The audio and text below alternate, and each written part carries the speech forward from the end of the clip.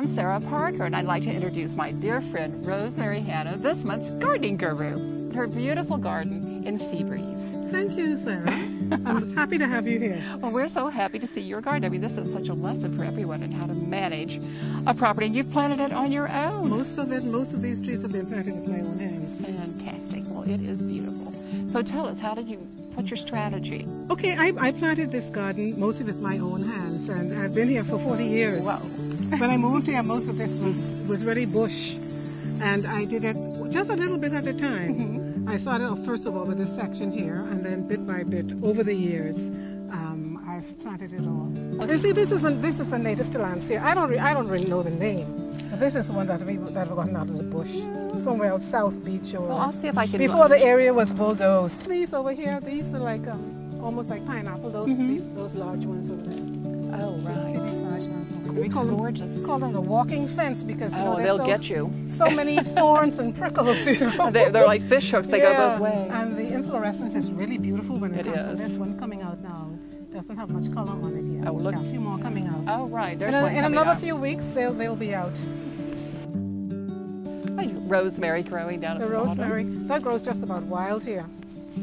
I'm very proud of my pomegranates. I've had this tree for a number of years now. A friend gave it to me in a little pot, and I left it in the pot for too long, I guess.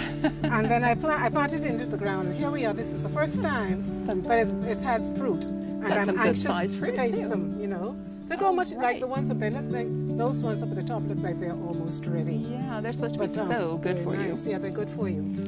And the sea grape tree hasn't done much yet. Oh yeah, but I do have a few. Last year this tree was loaded. It was really loaded all the way down to the ground, and they're very, very sweet. Then my spice tree, that's in bloom. That has lots of fruits. Now these are ready to be picked. And you just leave them in a pan or wherever to dry out until they dry, and then you take off the extra little stems and put them in a bottle. And you got save spice, them. Yeah, that's spice. spice. Yeah, I have spice in the house now that I've had for a couple of years in bottles.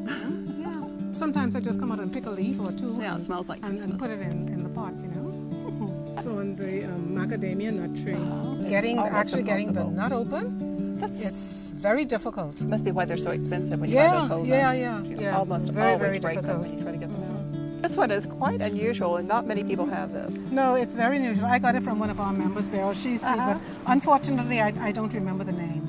Well, she will. But it multiplies very quickly too. You see, it's just spread here. I think most of them lovely. Do. Here's a copy of my book, Pictorial History and Memories of Nassau's Over the Hill, which I'm presenting to my dear friend Sarah for kindly featuring my garden on her show, and also a copy of the DVD, the film which is based on the book. Great. And that's called Nassau's Over the Hill. I can't wait to see that. I hope you enjoy them both, Sarah. I am sure I will. I've already enjoyed the book, and I'll be looking forward to this. Yes, Great. I'm sure you will. Because I've already called you as a resource on all sorts of things. I'll be calling you more. Yes. To see if I'll we be can, happy to help at any time.